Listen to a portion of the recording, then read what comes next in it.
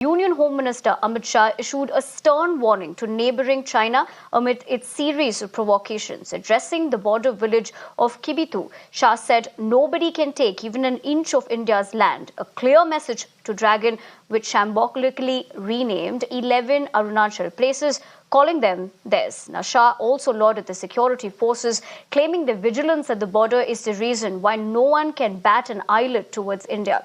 Home Minister's fierce attack comes hours after China condemned his visit to Arunachal, calling it violative of their territorial integrity. आज पूरा देश निश्चिंत होकर सो रहा है, चाहे हमारी किसी भी सीमा हो, अरुणाचल का प्रदेश हो, लद्दाख का प्रदेश हो, कश्मीर हो या कोई भी प्रदेश हो, हम निश्चिंत होकर देश के मध्य भाग में, देश के उत्तरी भाग में सो रहे हैं। इसका कारण हमारे हिमवीर आईटीबीपी के जवान और हमारी थल सेना का पराक्रम और उनका त्याग और बलिदान है। उन्हीं के कारण कोई भी हमारी सीमा पर आंख उठाकर देख नहीं सकता। और आज हम गर्व के साथ कहते हैं, वो जमाने चले गए जब भारत की भूमि का कोई अतिक्रमण कर सकता था। आज 100 की सुई की नोक जितनी भूमि का भी अतिक्रमण कोई नहीं कर सकता, क्योंकि आईटीबीपी और भारतीय सेना यहां पर उपस्थित है। My colleague Ravikant joins me on the broadcast over the phone lines for more inputs on this story. Ravikant, good evening. Clearly हमने सुना जो स्टर्न वार्निंग गृह मंत्री अमित शाह ने दिया, और इसका टाइमिंग भी अगर हम देखें, it is after the fact कि अरुणाचल प्रदेश की जो रीनेमिंग रहा चाइना की ओर से, सो ये जो स्टर्न वार्निंग उनकी तरफ से है, ज़्यादा जानकारी दीजिए इसके बारे में। देखिए, केंद्रीय गृह मंत्री का एक दिनों का अरुणाचल का दौरा था। इस दौरान जो है चीन ने अपनी आपत्ति जाहिर की है और केंद्रीय गृह मंत्री ने उसका तल्ख लहजे में जवाब दिया है।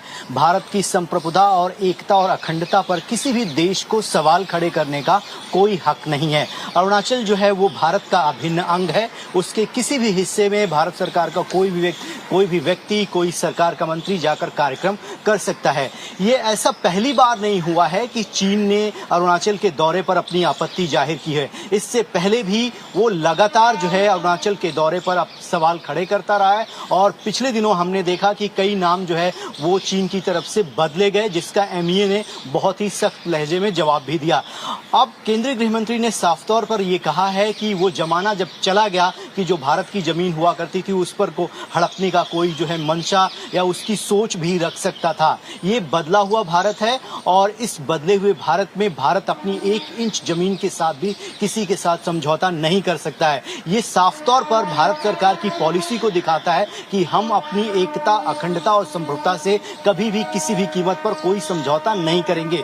भारत सरकार ने अपने बजट में इसका प्रावधान किया था कि जो वाइब्रेंट विलेज है उसके तहत जो बॉर्डर के राज्य हैं उनके जिले में एक ऐसा वाइब्रेंट विलेज का निर्माण किया जाएगा जो पूरी तरीके से आधुनिक हो, इंफ्रास्ट्रक्चर का डेवलपमेंट हो और वहां पर तमाम जो अत्याधुनिक संसाधन हैं उनको पहुंचाया जाएगा।